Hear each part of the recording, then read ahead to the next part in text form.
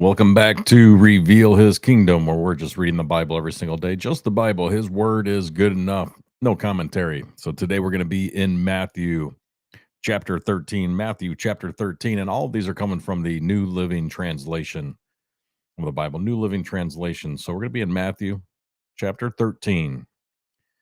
The parable of the farmer scattering seed.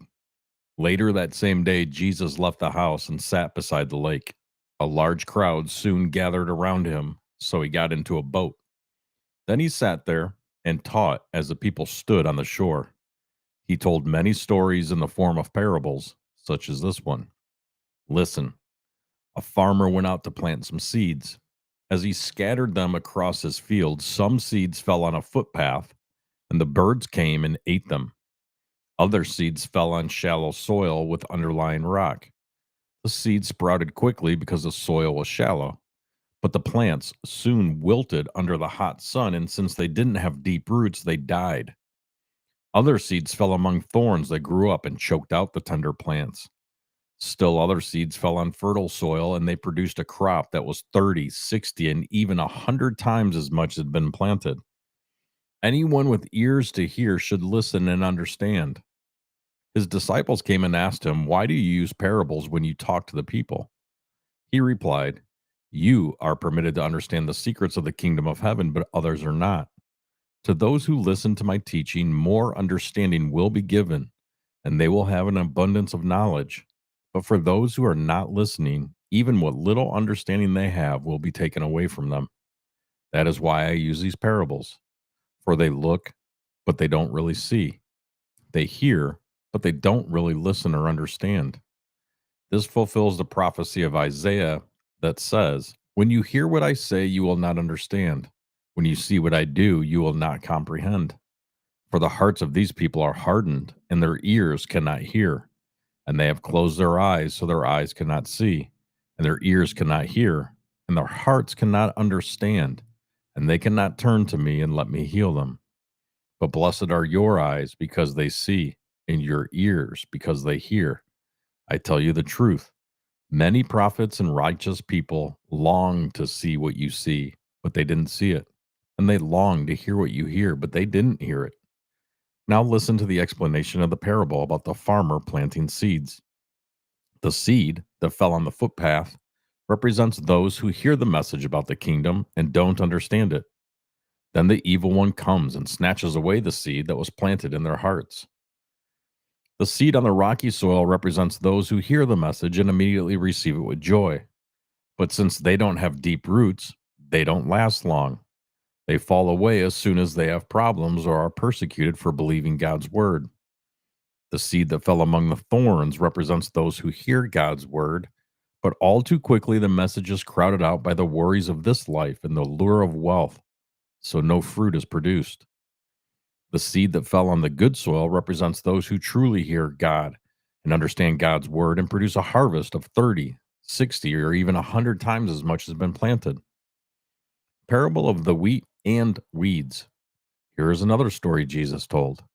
The kingdom of heaven is like a farmer who planted good seed in his field. But that night, as the worker slept, his enemy came and planted weeds among the wheat and then slipped away. When the crop began to grow and produce grain, the weeds also grew.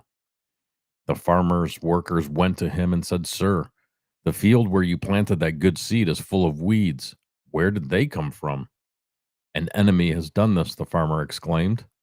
"Should we pull out the weeds?" they asked. "No," he replied. "You'll uproot the wheat if you do. Let both grow together until the harvest. Then I will tell the harvesters to sort out the weeds, tie them into bundles, and burn them, and to put the wheat in the barn." Parable of the mustard seed. Here is another illustration Jesus used. The kingdom of heaven is like a mustard seed planted in a field. It is the smallest of all seeds, but it becomes the largest of garden plants. It grows into a tree, and birds come and make nests in its branches. Parable of the yeast. Jesus also used this illustration. The kingdom of heaven is like the yeast a woman used in making bread. Even though she put only a little yeast in 3 measures of flour, it permeated every part of the dough. Jesus always used stories and illustrations like these when speaking to the crowds. In fact, he never spoke to them without using such parables. This fulfilled what God had spoken through the prophet. I will speak to you in parables. I will explain things hidden since the creation of the world. Parable of the wheat and weeds explained. Then, leaving the crowds outside, Jesus went into the house. His disciples said, "Please explain to us the story of the weeds in the field." Jesus replied, "The Son of Man is the farmer who plants the good seed. The field is the world, and the good seed represents the people of the kingdom. The weeds are the people who belong to the evil one. The enemy who planted the weeds among the wheat is the devil. The harvest is the end of the world, and the harvesters are the angels. Just as the weeds are sorted out and burned in the fire, so it will be at the end of the world. The Son of Man will send his angels, and they will remove from his kingdom everything that causes sin and all who do evil. And the angels will throw them into the fiery furnace, where there will be weeping and gnashing of teeth. Then the righteous will shine like the sun in their Father's kingdom. Anyone with ears to hear should listen and understand." Parables of the hidden treasure and the pearl. The kingdom of heaven is like a treasure that a man discovered hidden in a field. In his excitement, he hid it again and sold everything he owned to get enough money to buy the field. Again, the kingdom of heaven is like a merchant on the lookout for choice pearls. When he discovered a pearl of great value, he sold everything he owned and bought it.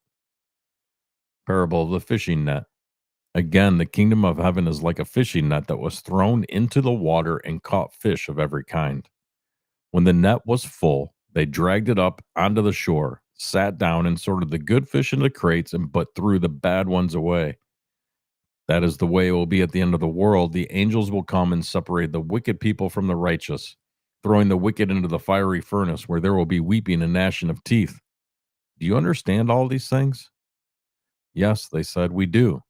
Then he added, every teacher of religious law who becomes a disciple in the kingdom of heaven is like a homeowner who brings from his storeroom new gems of truth as well as old. Jesus rejected at Nazareth. When Jesus had finished telling these stories and illustrations, he left that part of the country. He returned to Nazareth, his hometown. When he taught there in the synagogue, everyone was amazed and said, "Where does he get this wisdom and the power to do miracles?" Then they scoffed. "He's just the carpenter's son. And we know Mary, his mother, and his brothers James, Joseph, Simon, and Judas. All his sisters live right here among us. Where did he learn all these things?" And they were deeply offended and refused to believe him. Then Jesus told them, "A prophet is honored everywhere except in his own hometown and among his own family." And so he did only a few miracles there because of their unbelief. This is Matthew chapter 13 from the New Living Translation version of the Bible. New Living Translation version of the Bible. Matthew 13. Just the Bible. No commentary. His word is good enough, revealing his kingdom. Saved by grace through faith, Jesus is King of Kings and